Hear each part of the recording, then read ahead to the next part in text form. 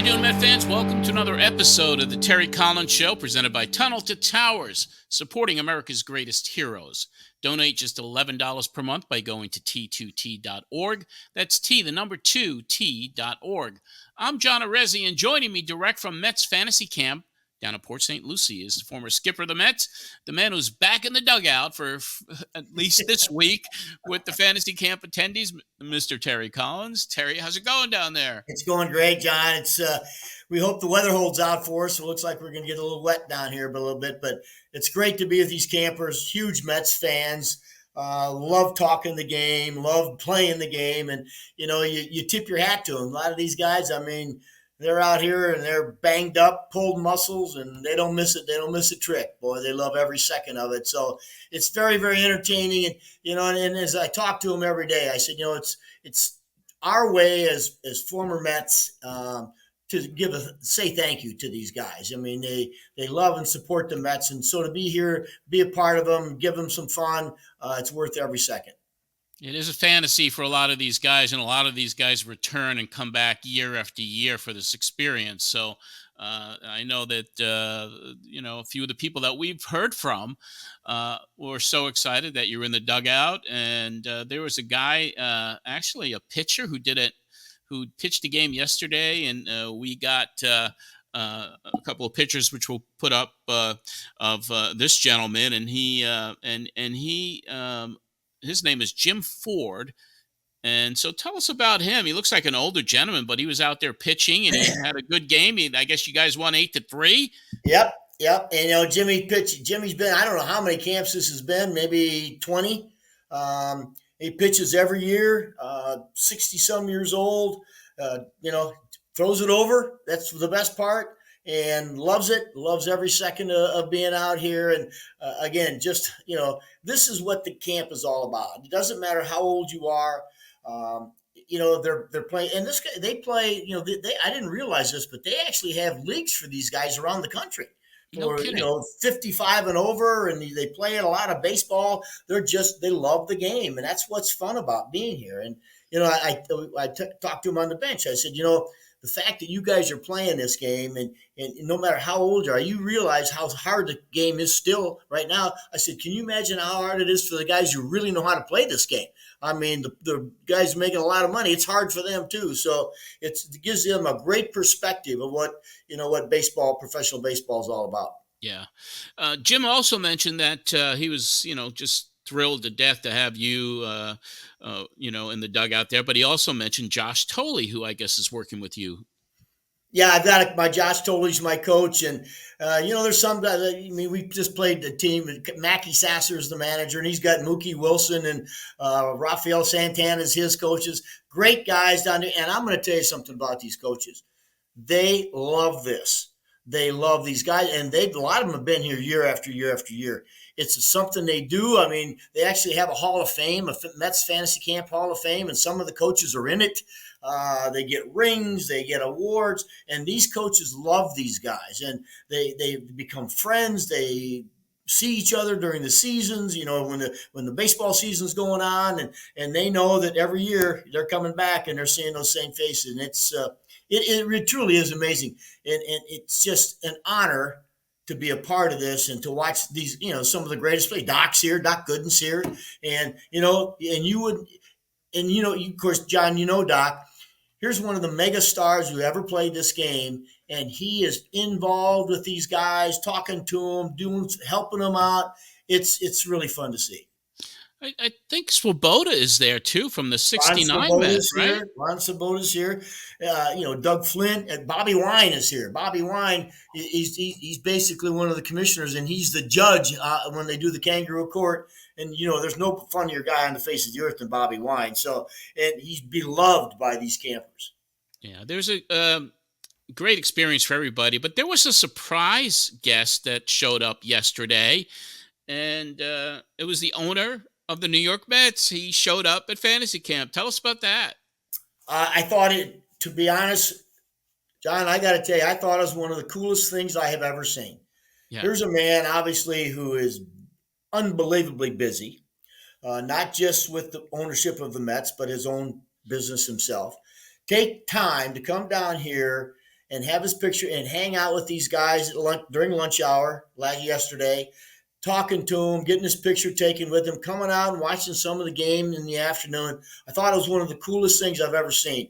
It's just Steve Cohen, again, respecting the fan and what it means. And Steve's a Mets fan himself, but as a thank you and just to say, hey, look, I just really appreciate it, what all you guys do.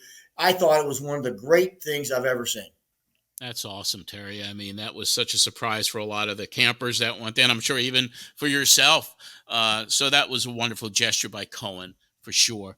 The Mets are making some news down in the general managers meetings that are taking place in Gibby's hometown there in San Antonio. John Gibbons, there was an announcement made yesterday by David Stearns that the entire coaching staff is being brought back for 2025. Wanted to get your opinion on that. Well, they all deserve to come back. I mean, the job they did to, get that team through a rough start and to keep their heads up and to keep them plugging along. And I think they all deserve to come back. And I'm real proud of the fact that they are coming back. I think it's great. There's something in the game about that continuity helps where guys are comfortable. It's really one thing to have, coaching changes all the time because now you got a player who maybe really likes what Jeremy Hefner has to say. And if you keep flipping out pitching coaches, man, it gets confusing to a pitcher, or the same as on the hitting side. And so I think it's great that the coaching staff's coming back, and they certainly all deserve to come back. Yeah, it was a very quick decision, and David Stearns had a press conference yesterday, and he was asked, what's going on with the coaching staff, and he immediately said they're all coming back, and that's pretty cool to see that. It's such a very early part of the postseason to do that, but Stearns is busy right now. All the free agents have been filing, and qualifying offers have been made, so it's going to be a very interesting postseason this year that we'll watch pretty closely. But I wanted to get and go back to the World Series, Terry. I mean, the series is now over. The Dodgers have won. They beat the Yankees in 5 games. So it was a very exciting series. I had a couple of questions to ask you about that. But the first thing I want to bring up is on March 26th, SNY analysts made their picks on who would win the 2024 Fall Classic. It was you, along with Andy Martino, Todd Zeal, Jim Duquette, Jerry Blevin, Sal Licata, John Harper, and 7 other SNY affiliates made their selections. And just a few of them got it right. Yourself, Jim Duquette, and that was pretty cool. So you knew right away, and you picked the Dodgers, and here they are, World Series champions. Well, one of the reasons I pitched the Dodgers is because I did not expect them to have some of the best starting pitchings on disabled list all summer long. But again, it's a tribute to their organization and what they've done over there. They have, they've stocked themselves with talented guys. They've signed the right free agents. They've got some good young pitching talent. They really, really bolstered their bullpen, which is what the game is about today. And you just knew. I mean, when it came postseason, you got a $300 million payroll and you don't have 4 starting pitchers that you can run out there. You've got to run 2 bullpen games in the playoffs. I mean, it just tells you how good their lineup really and truly was to get through that lineup. And, and that's where they won. They won because they could score. They're an amazing team this year. I mean, of course, they beat the Mets, but beating the Yankees in a way, they were just a powerhouse. But there's one thing I want to bring up. Game 5, 5th inning, in a game led by the Yankees at that point, 5-0, saw the meltdown of the Yankees. It's kind of epic proportions in a lot of ways. Aaron Judge drops an easy fly ball, which he normally catches 999 of 1,000 times. Anthony Volpe's bounce throw to third, which Jazz Chisholm could not handle. Then Mookie Betts grounds to first to Anthony Rizzo. Pitcher Garrett Cole didn't cover first base. A play would have ended that inning If he would have stepped on the bag, it would have ended the inning, no runs scored. The floodgates opened. The Dodgers scored 5 runs with 2 outs, tied the game, and then that one inning cost the Yankees that game and a trip back to LA for Game 6. Terry, what's your thoughts? As you're in the dugout, you're the manager, you're in the dugout, and you're seeing this unfold. What's your thoughts on this inning? And in your mind as a manager, were these miscues inexcusable? Well, first of all, I'm sure Aaron Boone's watching this saying, I can't believe what I'm watching. I can't believe what I'm Yeah. seeing. I mean, these are certainly some of the, most talented baseball players in the world making some of the most basic mistakes. Aaron Judge, took his eye off the ball just before it hit his glove. And you've got Volpe, who, that ground ball play in the hole is an easy play. He got a nice, easy throw, and he makes a bad throw. And then the most basic play in baseball, covering first base by the pitcher, to have one of the greatest pitchers in the game not cover first base, which he's done 500,000 times in his career, was shocking to me. Yeah. And John, and that's how you lose games. I'm a true believer in playing the game correctly. Fundamentally sound baseball, hitting cutoff men, throwing to the right base, throwing strikes, making the plays that you're supposed to make. We understand errors are going to be made and there's going to be great plays, but you know what? You make the routine plays, your chances of winning increase. And what happened in that inning, I'm telling you, I have never seen anything like, especially a team that's in the World Series that is as good as the New York Yankees. And I'm going to tell you, it's got to be pretty tough winter sitting around with those guys thinking, what the heck happened here? Because certainly I said the same thing. It's 5-0. I'm getting ready to go to bed because I figured this game's over. They get in that Yankee bullpen. They're going to shut this down. And within 5 minutes, I went, I've never seen anything like this before. It was crazy to watch. It really was. It was like, I can't believe this has happened. Finally, on the World Series, Terry, the MVP Freddie Freeman had a World Series for the ages, really, from that walk-off grand slam in Game 1, hitting home runs in Games 2, 3, and 4. Talk to us about the World Series Freeman had, especially with the challenges he faced in 2024. Not only broken hand early in the season, ankle injury he was dealing with in the postseason, and the personal issues he faced with his young son's health during the year. Yep. How special was it to witness this performance in this World Series by Freddie Freeman, eventually getting the MVP? Well, I will tell you, I'm a big Freddie Freeman fan. When he first burst on the scene in Atlanta, you saw a special talent. And I got to like Freddie. He loves to play. He loves to be on the field. He's one of the friendliest guys. Matter of fact, he kind of ticks off his own teammates once in a while because he's always patting the other team on the back and talking to them. And, that's Freddie. He just loves to be out there. So to have what he went through this year, not only physically, but mentally with what happened with his son, he talked about he was ready to walk away. He was ready to walk away from the game, and to have him be the guy that rose to the occasion is a great, great story because he is such a good person. And I'm going to tell you, obviously, my time facing Freddie Freeman, he killed us. He killed the Mets my times there. So I wasn't surprised at all with what he did. Yeah, it was an amazing performance, and you have to feel good for him, and especially everything he went through. What a gamer. What an old school guy. So congratulations to Los Angeles Dodgers and to Freddie Freeman, the entire team. What a magical season it was for them. Terry, Tunnel to Towers will be breaking ground this week for a Veterans Village in Denver. They'll provide permanent housing for homeless vets. Facility also will have a full slate of services for those who need them, including job training, benefits assistance, mental health support. It's the third groundbreaking in the past 3 weeks for the Foundation's Homeless Veteran Program. The other villages are in Detroit and Charleston, South Carolina. And this week, Tunnel to Towers will announce its Veterans Day mortgage payoffs. The foundation removes the financial burden for Gold Star and falling first responder families with young children. And TC, finally, later in the show, in our Amazing Hero of the Week segment, we're going to debut the Tunnel to Towers story we shot at Citi Field earlier this year with Mets legend and Hall of Famer Mike Piazza. So keep tuned for that, everybody watching. But Terry, this guy has helped us so much, not only with the show this year, but with Tunnel to Towers. I want to give a very special shout out, not only to Mike Piazza for participating, but especially to Jay Horwitz for helping putting it all together. This is the type of guy Jay is.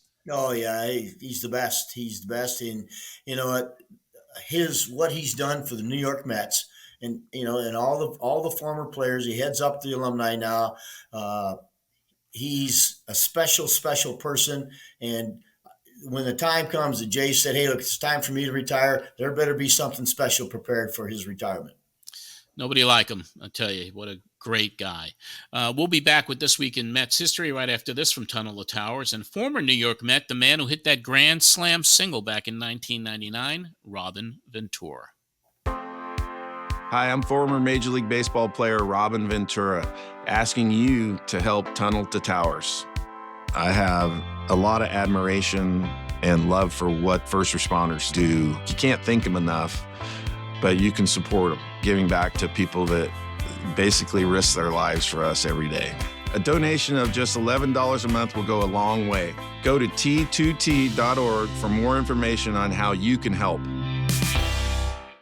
Now it's time for This Week in Mets history. On November the 3rd, 1986, Mets third baseman Ray Knight is featured on the cover of Sports Illustrated after being named the World Series MVP, hitting .391 with the go-ahead home run in Game 7, leading the Mets to their last World Series title.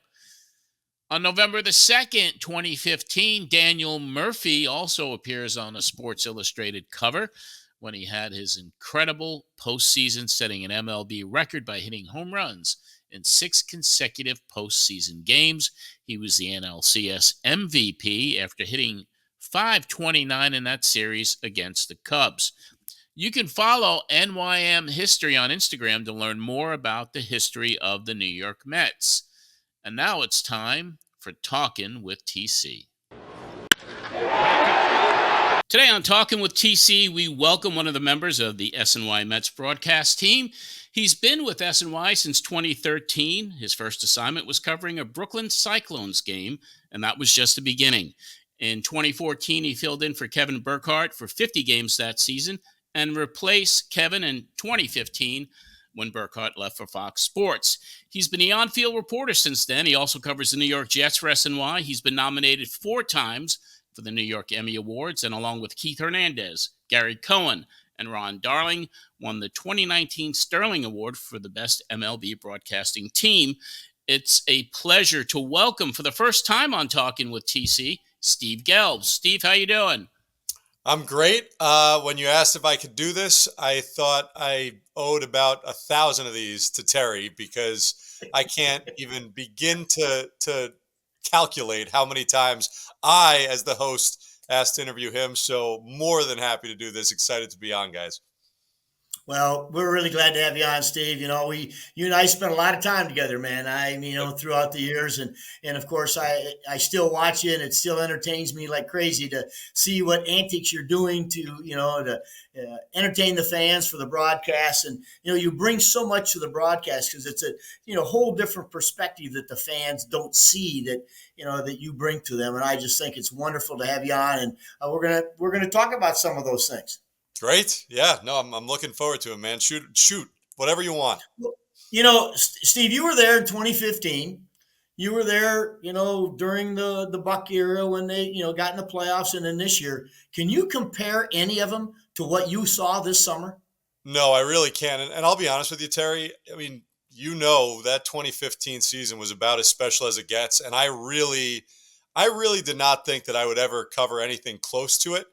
And if possible, I know that the team didn't make it to the World Series this year, but this may have surpassed it. I mean, you look at those 2 seasons, and they're definitely at the top of my list. But in 2015, there were signs. And I remember talking to you going into that season quite a bit in spring training. You saw the pitching coming, right? You get Matt Harvey coming back. There were reasons to believe that this would be the year that you guys could get over that hump, make the playoffs. And then certainly, the type of run and the magic that was there, and the Wilmer Flores moment and the Cespedes, otherworldly performance. It took it to a whole new level, and Murphy in the playoffs. But this season, and in 2015 too, like that team, you guys started off really well also. Right, yeah. This season, came out of nowhere and started off as poorly as could be. And, in late May, it was looking like it was going to be a disaster of a season. And to have it turn on a dime the way that it did, and to have so many things happen that just, it's hard to even explain. Like, it's hard to explain a guy like Jose Iglesias, who was out of baseball a year ago, come up, hit 337, release a number one hit that sparks the entire team. Like, that never happens. Never. How could you ever expect something like that to happen? And so there were so many things and so many moments. And then certainly the way they got into the playoffs, the way they won the first round of the playoffs, the way they beat the Phillies. It was about as special as it gets, because I think, and I said this to somebody as the run was going on, the best seasons in sports are the ones where the expectations are non-existent and you far exceed them. The worst seasons are the 2023s, when the expectations are sky high and they don't come close. So 2015 was amazing, but 2024, I would have to say, is as good as it's ever been for me covering a team.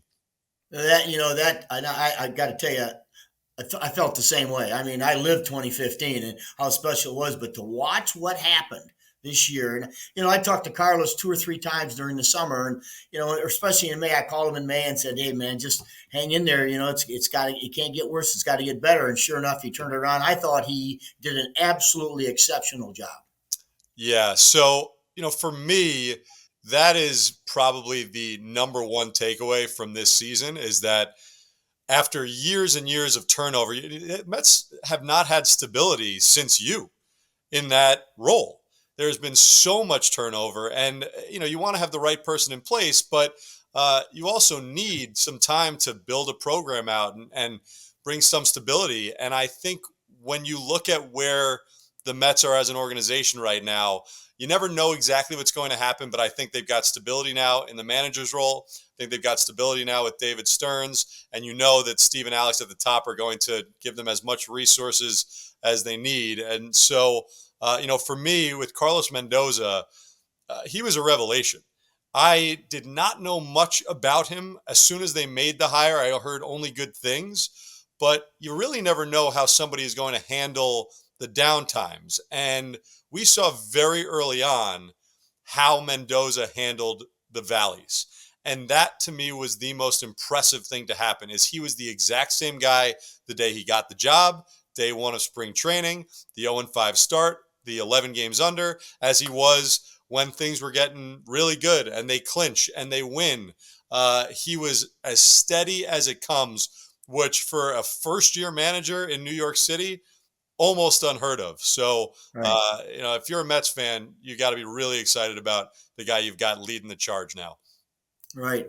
So, Steve, your broadcast team, I mean, how much fun is it to work with those guys? It doesn't feel like work. Let's put it that way. And, I say this a lot of times, that beyond just the enjoyment that I get from working with them, they have pushed me to a point of growth in my career that just, it's hard to fully quantify. Like when I started, Terry, I mean, you were great. You were great with me, and I will never be able to repay you for how patient you were. But when I started, I didn't know what I was doing. I had absolutely no idea what I was doing. And I was taking over for truly the greatest to ever do this job, in Kevin Burkhardt. And I think his career's gone pretty well since he left this role as well. So, I really, it took some time for me to grow into the role. And the one thing that I realized pretty early on is this was not going to be the type of broadcast team that's going to coddle me. Like, they'll give me advice and they'll give me help, but I need to figure out how to contribute in a meaningful way. And if I said something that wasn't correct or wasn't interesting, they would either ignore it or they would refute it on the air.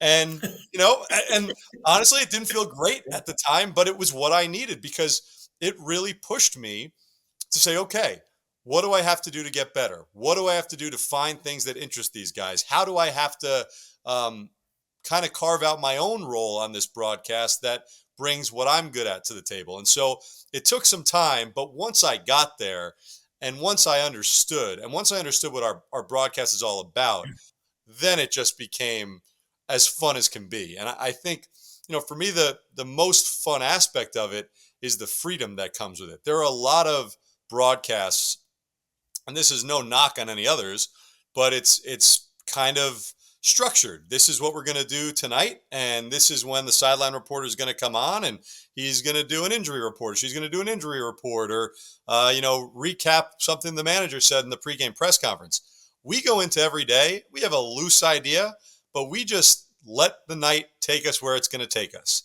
And sometimes that is going to be just a phenomenal game on the field, and I've got to be locked into my P's and Q's with the baseball stuff. Sometimes it's going to be a blowout at Wrigley Field, and Ron Darling's like, hey, Steve, why don't you go out there and see what's going on with the cup snake in the bleachers? And then I'm going to go out there and I'm going to, interview a guy that probably had too many to be on TV, and it just barely worked out for us. But it just doesn't, it's a freedom that doesn't exist in a lot of places. And I think it comes from trust and us having done this for so many years together, and this mutual understanding that it's all about the show and it's all about the entertainment of the fan, and whatever that may be on any given night, that's what it's going to be. And we're going to let it take us where it takes us. Well, it has really been entertaining. So this summer, Steve, you do so many interviews with guys. Who was the one guy this summer you interviewed that was exciting for you? Ooh, that's a good one. I think so. I really enjoyed talking to Jose Iglesias because I enjoyed seeing a guy who had been so successful in the game, who still was willing to do whatever it took to hang on to the game because he felt like he had more to give. And he was very honest about how close he came to walking away and how angry he was at the league for not valuing what he brought to the table. You look at the guy's 2022, he hit, I think it was 282 playing shortstop almost every day, and didn't even get a job a year later because the analytics said, well, he chases too much and he's not a good defender. Not a good defender. I mean, Terry, I remember, I remember a great conversation that we had with you. There were a couple of us. I don't remember what you were back for. Maybe it was Jay Horowitz, his press conference, but it was right after the Mets had brought up Jeff McNeil. And one of the reporters said something to you. We were just talking off the record. One of the reporters said to you, yeah, but his walk rate, he doesn't get on base with the walk that often. And you just looked at him and said, yeah, but does he get on base? Like, why does it matter that his walk rate isn't great? He's hitting 340. Like, he gets on base. Nice. And I think that, Iglesias, you watch him play, he's one of the best. He's got one of the best gloves I've ever seen. But he didn't have great first step quickness, so he got dinged. His chase rate was bad, but you know what, Terry? He said this to me that, he limited his chase to get back to the big leagues, but he was telling players when he's in the big leagues, he wants his chase rate to go up when there's 2 strikes. And I said, well, why would you want your chase rate to go up? He said, because you're not going to strike me out looking. And so there are all these nuances that get lost in the game today that he was really trying to reinforce and bring back. And I think seeing how committed he was to getting here again, how much he appreciated being here again, and how much some of the old school thoughts that he had contributed to the team's success when he was able to talk through it with some guys. I just thought that was a really cool story. So I love talking to Iglesias. And then the other thing, and this kind of falls under the radar, but I wanted to bring it up specifically because you can really back me up on this. I was fascinated by JD Martinez and what he brought to the team behind the scenes. And I know that he didn't have the type of year production-wise on the field that everybody anticipated. And there were some that were very disappointed with his production down the stretch. But to me, he was almost an exact replica of Michael Kadire in 2015. And I say to people all the time that I don't think you guys would have gotten to where you got if Kadire wasn't on that team. I thought he meant that much to the room, especially when David was out. I thought he was gracious in how he helped a guy like Conforto when he came up. And you saw the same things with JD Martinez. He helped so many guys from, a hitting perspective. He was almost like another hitting coach for them. And certainly when a young kid like Mark Vientos came up, I mean, he just took him under his wing.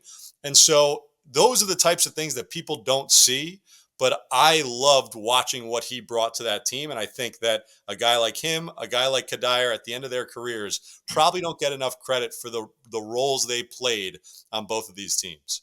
Well, that's a tremendous compliment for JD, because you are absolutely 100% correct. When we lost David in 2015, if Michael Kadire is not in that clubhouse, and not taking anything away from Curtis Granderson, because he was another first class guy, but Michael Kadire led that clubhouse with David's absence, and to have JD get that kind of a compliment because you were around both guys, that's a pretty big statement. I agree with you. I thought what he did early on with some of those meetings about, hey, look, we're going to attack here. We're not going to sit back. We're going to, and I just thought he added a lot in that clubhouse. And again, that veteran presence. And I was around last year, Iglesias, when the Marlins brought him into spring training. And right. Yeah, okay, so age catches up to you, so he doesn't necessarily have the quickness. But this guy had as good a set of hands as I've ever seen.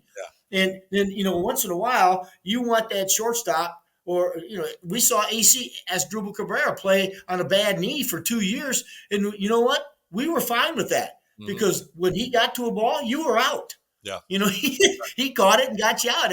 And Iglesias was pretty much the same thing. But I found him to be a very positive guy when I was around him in spring training. Very upbeat, got ready, got prepared, willing to, like you said, willing to do whatever it took. So he was the one story for me this year I was so excited about.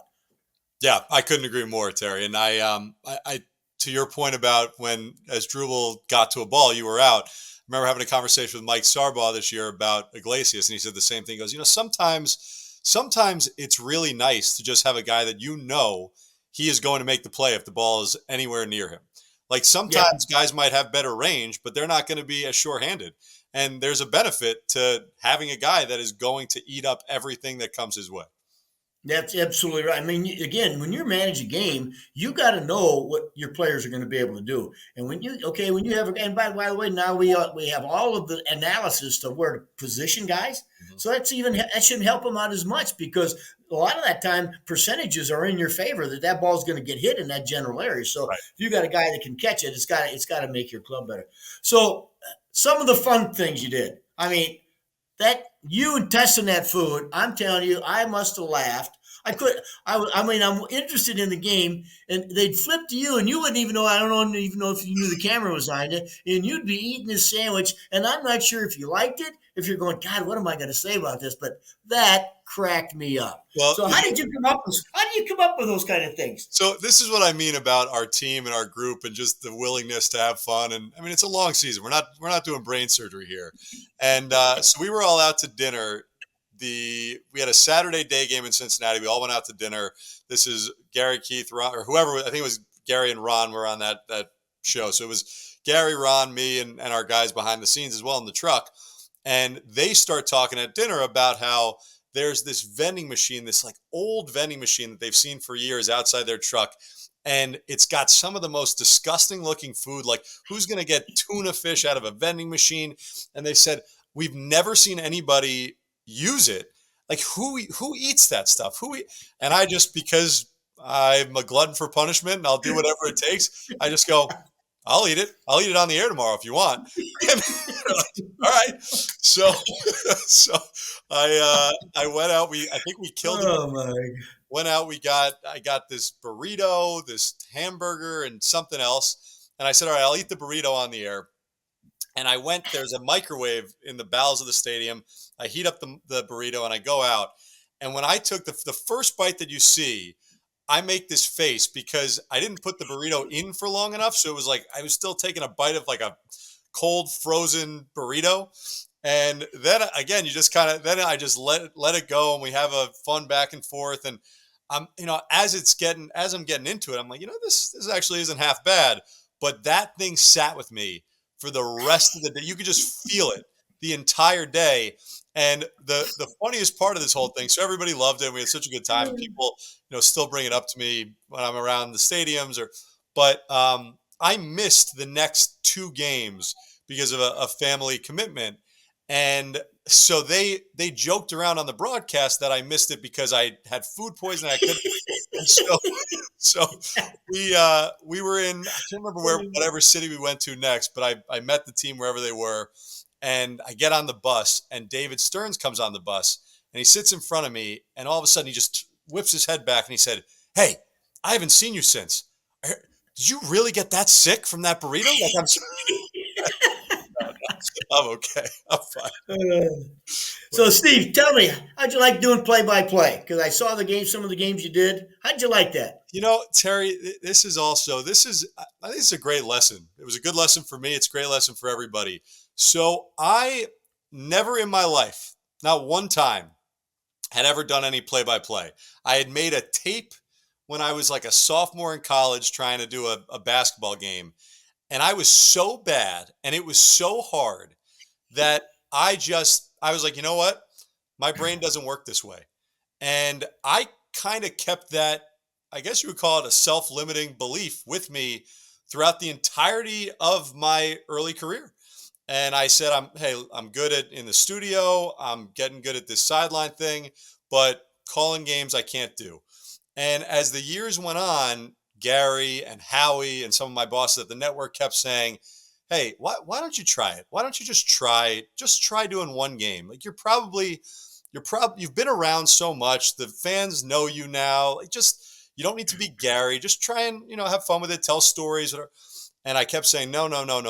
And then Wayne Randazzo left to take the Angels job 2 years ago. And there was an opening. And at that point, they kind of said, "All right, you're doing it. Well, you don't have a choice. You're doing it. You do one spring training game. And if you do it okay, then we'll talk about the regular season." So I did the spring training game with your former player, Jerry Blevins. We had a blast. And they said, "All right, you're going to do this." And it has been, so over the last 2 years, it has been the most challenging thing that I have ever done in this business. It is a whole new muscle. It is something that I am trying to learn on the fly when so many people do it for tens of thousands of hours in the minor leagues. But I have literally the greatest mentors you could ask for in Gary and Howie, who watch what I do and give me wonderful advice. But it has also taught me that if you stop challenging yourself and you get complacent, like you're going to kind of die on the vine a little bit. And I didn't even realize how, not complacent, but I had been doing the same thing for so many years that there were times where I could kind of go on autopilot with it. And this gave me this new, hey, you're going to get after it and you're going to fail and you got to figure out how to get back up. And there have been some moments where I was absolutely atrocious, but I feel like I'm making some good progress. And now it feels like something that excites me. Whereas it used to scare the heck out of me.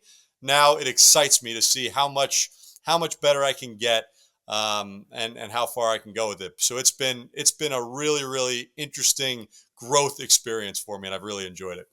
Well, I think that's great. I got to do a couple games with Howie, and I'm going to tell you, I was absolutely flabbergasted of how good he is and how it's natural for him. But all of the things involved to do a play-by-play game, it's not just calling out, what's going on in the field. There are so many more things you got to pay attention to, and I think you've done great. I hope you keep with it and stay with it and keep it going. I know I love your enthusiasm. I love your energy. I always did.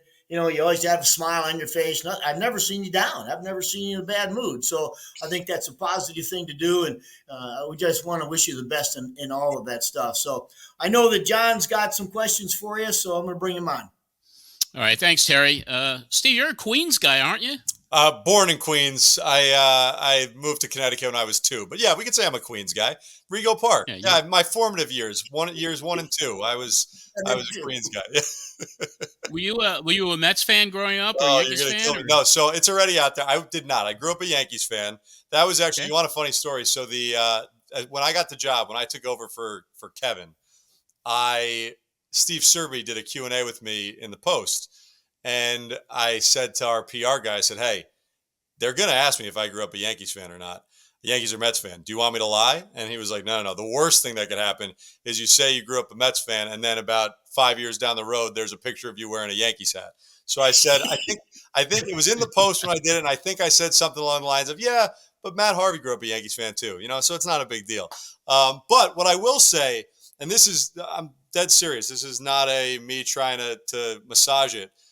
So my dad grew up. My dad was a first generation American. His dad was from Poland. So his dad did not like baseball, was not familiar with it. And my dad just loved the game. And so his uncle was an old Brooklyn Dodgers fan and hated the Yankees. So my dad never went to a Yankee game until he was like 18, 19 years old. He would only go to Shea because his uncle was the one who would take him and wouldn't take him to any other. He hated the Yankees, wouldn't take him to a Yankee game.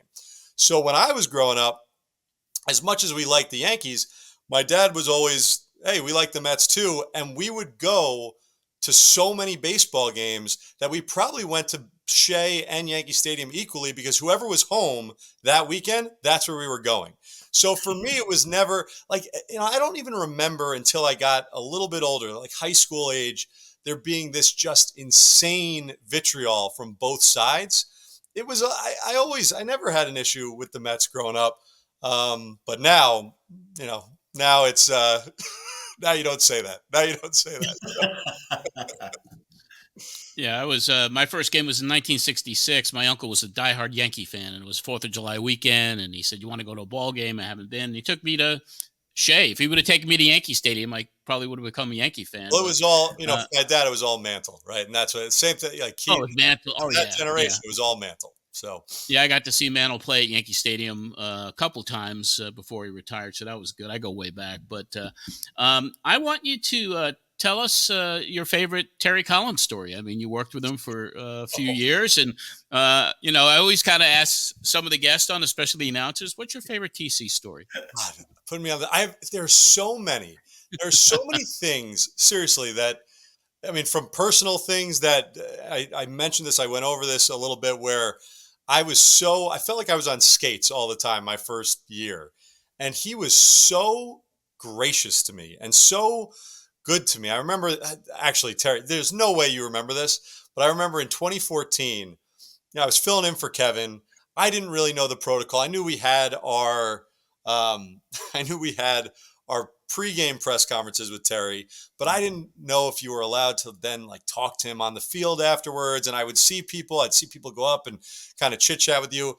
And so I was like building up the courage. Okay, I gotta find a way to talk to Terry at some point. And I think it was the last weekend of the season.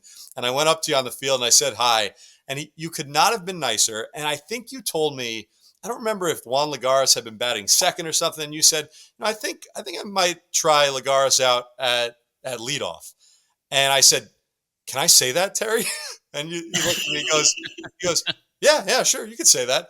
And I thought I had the scoop of the century. I was like, I did it. I got something. I got a piece of information. So that is the first like major memory I have with Terry. But there were so many, listen, I feel like I learned so much about the game just from sitting in your office and, BSing. There was so many times where it was Gary, Keith, Howie, Ron, me, the radio guys, Wayne, and, you do especially on the road, you do your press conference, and then we'd sit back, we'd ask you a few questions. And, certainly I learned a lot about the game and the mechanics of being a manager and the things that we don't know that go into a lot of decisions, but also just listening to your stories from your days with the Dodgers. And like, it was a dream come true. There were so many times where I sat there and I said, I'm the guy that grew up just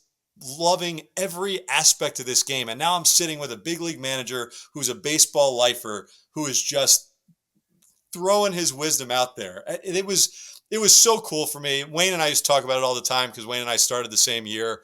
And then the final thing was just when they clinched in 2015, and that was the first time that you had made the playoffs, and getting to interview you in the clubhouse after that game in Cincinnati.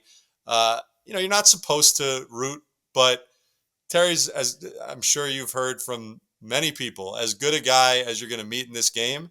And to be able to be a small part of the experience and witness it up close and talk to him right after achieving that goal after so long, that was really, really cool.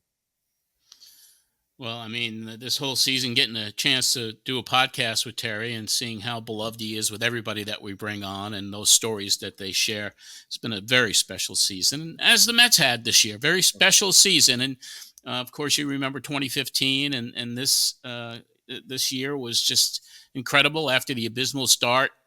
0-5 to start the season, slumping in May, and then the chemistry started to change somewhat. Talk to us about the chemistry of this team this year. There were so many different dynamic and interesting personalities associated with him. I think of Jesse Winker when he came in, and what a character he has become. But talk to us about that chemistry that you noticed evolve over the course of the season, and how magical this season was for Met fans. Yeah. So, and certainly I don't need to tell Terry this because he knows, and it's one of the things that we used to talk about as analytics got so prevalent in the game. Um, Sometimes, too often, in my opinion, the human element and what was needed to form a winning, cohesive group was lost. And that 2015 team had it. Um, but I have not seen many teams since that I've covered have that level of buy-in from everybody and friendship in the room and um, kind of just everybody tugging on the same end of the rope. And I think what was really interesting to me is these last 3 years. In 2022, I remember feeling in spring training like, oh, this team's got a little something. Like you can't put your finger on it. It's hard to talk about why and what it is. But I think Scherzer coming in and everybody at that moment, it was like that room needed a leader because Lindor had a rough couple of years, and I think he needed to just kind of take a step back and not try and be everything all at once as he got acclimated to New York. And so Scherzer comes in, and everybody gravitates towards him, and there was this really good feel in that clubhouse from day one. But then in 2023, and sometimes it just takes a couple of different pieces. You lose a couple of guys on that pitching staff. You bring in another alpha male in Verlander. Both of those guys were great to deal with, but there was just a different dynamic. And I remember having a conversation with Anthony DiComo in spring training where we looked at each other and we said, it just feels different, doesn't it? Like it just feels kind of off. And you don't know why. I don't know why. But then this year, there was just, again, that right mix. And I think it was a lot of different factors. I think Mendoza's steadiness, no doubt, allowed the room to not panic. That's first and foremost. Lindor really becoming comfortable in his own skin in that room, in this city. He put a ton of pressure on himself to be, like I said, to be everything for everyone because of that contract. And at times, I think it crushed him. And this year, he didn't have any of that. Nimmo has certainly grown into himself. And then when you start to bring in, like I talked about earlier, a JD Martinez, who, similar to a Carlos Mendoza, never panics. He would talk all the time about how the only thing that a rush of adrenaline will do for you is make you perform less. Like you've got to find a way to manage your emotions at all times. Vientos added a lot to that room. And certainly Iglesias at the end of the day, like Sean Manaea. I don't know why. I don't know why. If I knew why, if Terry knew why, if anybody knew why, they would be the richest person in the sport. You don't know why groups just mesh and work well together. There's so many factors. I think they also went through so much together to get themselves out of the hole they put themselves in, that they were just so tight knit by the end. And there was so much belief in the end. And I'll say one other thing. You mentioned Jesse Winker. By all accounts, he didn't have the greatest reputation for a clubhouse guy in the game. And he fit in beautifully there. And I remember talking to somebody in the front office, kind of more generally, not specifically about Winker, but when they were at the deadline, I asked, do you have any reservations about who you were going to bring in because the team was so tight knit? And they said they had a conversation where they said to themselves, if we can bring in somebody who's going to upset the apple cart, then that room isn't what we think it is. And I think that really at its core is what was so special about this group, that they were so strong and so tight knit that no matter who they brought in, it was very clear that you either get in line or you're out. And so Winker, listen, I had nothing but great experiences with him, but whether or not that was who he was throughout the course of his major league career didn't matter, because when he got here, that's who he was, because that's who he had to be, because everybody in that room had to be that way. And that's what made them really special. Yeah, the fans really took to him as well, even though they hated him with his experience with other teams. But you were there at the very end. I mean, the Mets fell short, didn't make the World Series, but it was such a special season for everybody. Citi Field was a party atmosphere. It was incredible. It was explosive, but they fell short. But after that last game, when they were eliminated, you talk about a tight-knit group and the chemistry that was in that clubhouse. Describe how it was in that very last night in that clubhouse, and how emotional it was, because a lot of guys becoming free agents. So give us a little sense of what was going on that last night. Yeah, it was honestly, not to keep harkening back to 2015, but I think when you get teams like that go on these types of runs, you see a lot of similarities. You see similarities in the teams that win and the teams that don't. It was very emotional in that clubhouse. In the same way, you walk in, a lot of hugs, a lot of disappointment. The difference, though, and I think you're right, John, is that in 2015, it felt like, all right, this is just the beginning with this group. Certainly with the young pitching staff, and there were a lot of players that were going to be a part of it moving forward. And there was a lot of uncertainty this year, because this team was not built to be the team for the next decade. This team was built to be a transitional team, and they far exceeded expectations. And so what I saw more of was a lot of lingering after, where they didn't want to be away from each other. A lot of guys got together and sat in one corner of the room and just got in a circle and were having a beer, reminiscing about the season and the run. Certainly there was disappointment, but I think there was also an understanding that, the Dodgers were a juggernaut, and they lost to a really, really darn good team.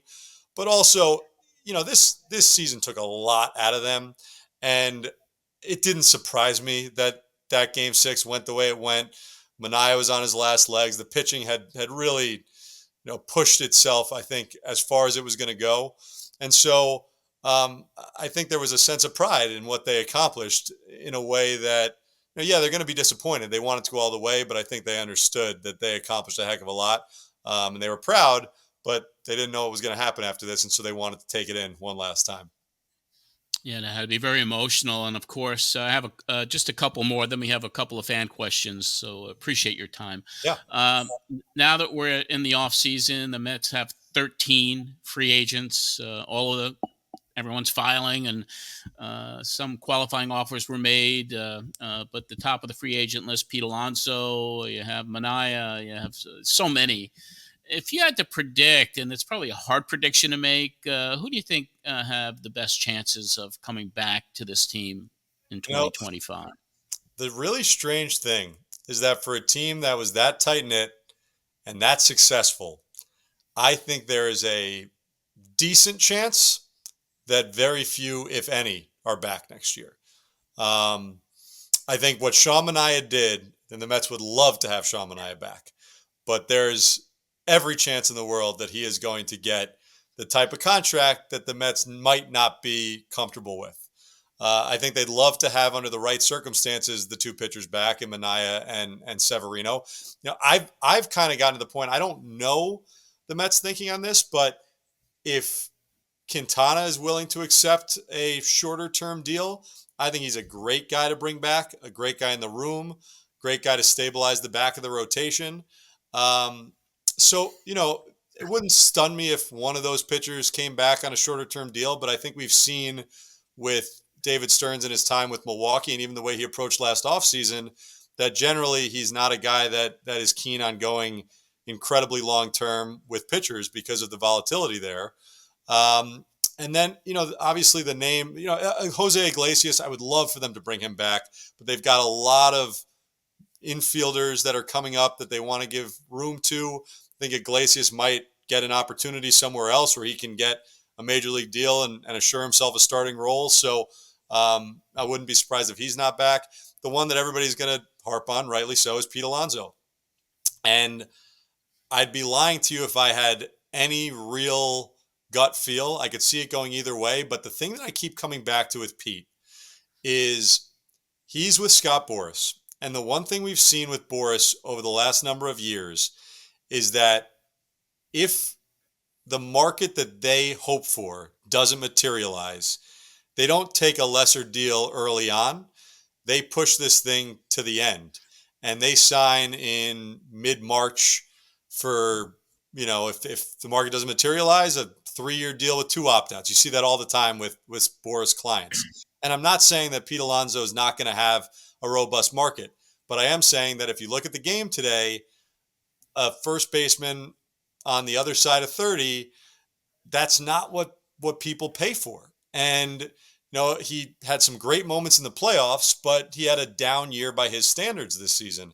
And so I think it's going to be fascinating to see how this market develops. And if they are looking for something big and they don't get it, do they drag this thing out all the way to spring training? And in that case, even if the market comes back to the Mets, maybe an area where they're comfortable, at that point, have they already made the decision to move on and build their team in the same way that we saw Atlanta move on with Matt Olson when Freddie Freeman was hanging out there? So I don't know what's going to happen, but that's the scenario that I keep playing in my head where I could see a scenario where at the end of the day, what Pete Alonso signs for is something the Mets would have been comfortable with, but it takes so long that they've already filled the spot, if that makes any sense. Yeah. Yeah, it does, actually. It does. The other part of the equation is Juan Soto, who said he's going to hear offers from 30 teams. And I read something interesting in MLB.com today because how competitive the Soto situation is going to become with Mets and Yankees, maybe Dodgers, Giants, Nationals even. But with a generational player like Soto, if it comes down to Mets and Yankees for Soto, can you see, and this is what I read in MLB.com today, is like if the Yankees are unable to sign Soto, he goes to the Mets, then their number one priority was to fill that first base slot because they just didn't get the option on Anthony Rizzo. Mm-hmm. So I think that would be a very interesting dynamic in the rivalry between Mets and Yankees, taking it to a place that we've never seen before. So I want to get your opinion on that. I could see it happening. Can you imagine? Can you imagine what that would be like truly for Mets-Yankees rivalry? But I will say this. So who knows what's going to happen with Alonso? I could see the Yankees pivoting if they lose Soto. But the really interesting thing to me right now is what does Juan Soto want? And if Juan Soto wants the most money and that's it, then if the Mets want him, they're going to get him, and that's the unique position that the Mets organization is in right now, where they have that power with the ownership that if they want somebody bad enough, they should be able to get him. And so I think that the Mets are, if they are not, the leader in the clubhouse, they are right there to sign Soto, because the one thing I think we saw last year with David Stearns and Steve Cohen is while they're not going to spend wildly on any free agent that's out there, they are going to open up the purse strings for a young player who is going to age well. So we saw the offer they made for Yamamoto in an offseason where they weren't going for it. And you've got a 26-year-old generational talent that is on the open market that all you need to sign him is cash, and the Mets have that in spades. It's kind of a once in a generation opportunity, and that's why I expect they are going to be all over the Juan Soto sweepstakes. And again, if at the end of the day he's going to be taking the best offer and that's it, I think there's a really good chance that he's going to be a New York Met then. It's going to be a crazy offseason for sure. It certainly is. A couple of fan questions, and then we'll let you go, Steve. The first one comes from our Facebook account from Bobby Saunders. Steve, you had a chance to witness and be in the moment of some very memorable walk-off wins by the Mets, followed by the on-field interview with the player who just won the game. What has been your most memorable walk-off moments, followed by the interview on the field, and which one gave you the biggest Gatorade bath? Uh, the number one walk off is easy, and that's Wilmer Flores. That moment will never be topped. For it's hard to remember.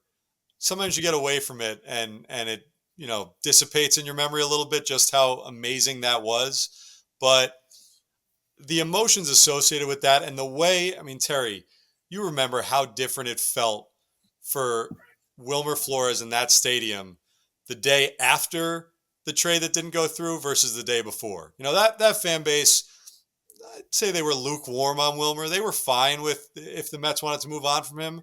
And he showed them how badly he wanted to be a Met.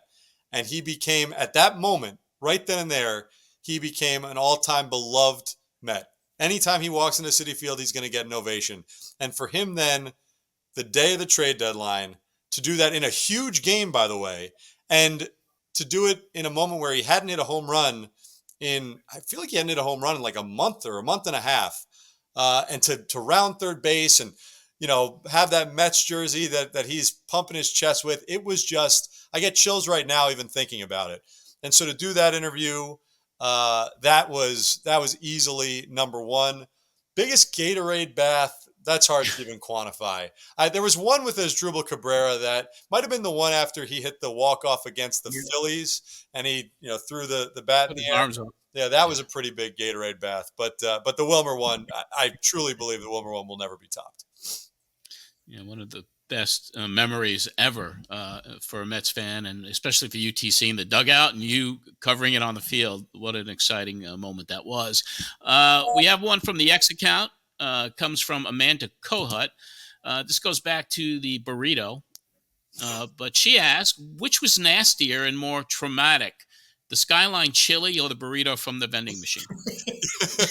Both in Cincinnati. You know what my favorite thing is, guys? I say this all the time. I go, last year I spent about 6 weeks doing some of the most in-depth reporting I've ever done. I spoke to probably 40 people around the game about pitcher injuries and the elbow and what was going on, everything behind it.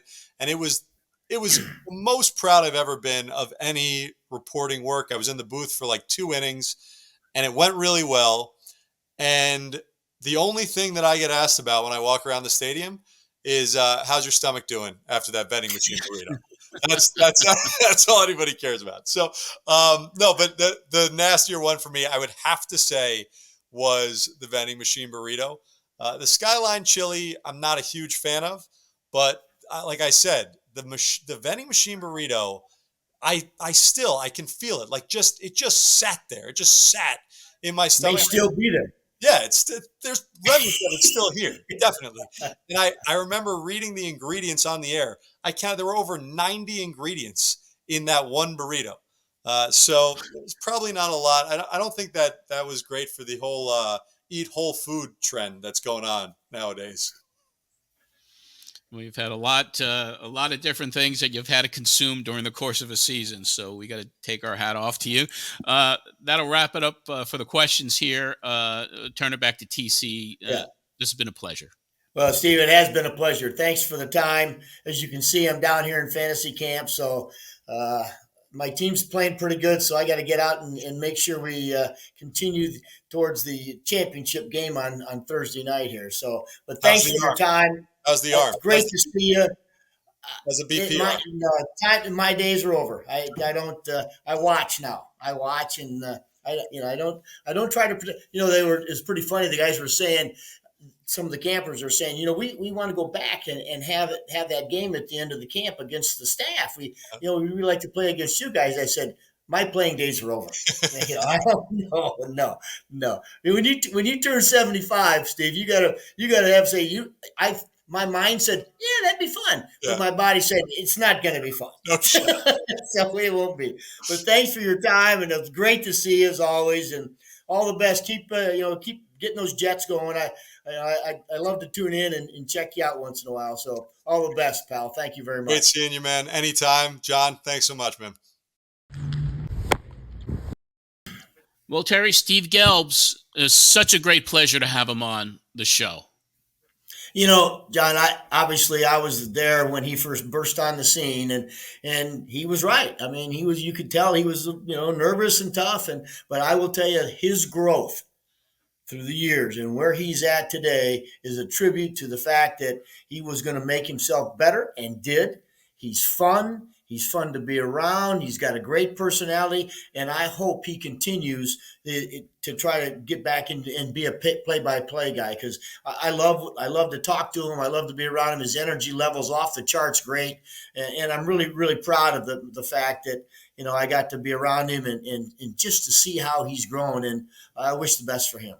Yeah, and what a great entertainer he is as well with his on-the-field antics. So what a great guy. It was so great to have him on this week's show. Now it's time for the Tunnel to Towers Amazing Hero of the Week segment. And as we mentioned earlier, this week we're going to debut the video we shot with Hall of Famer and Mets legend Mike Piazza. Let's go to that right now.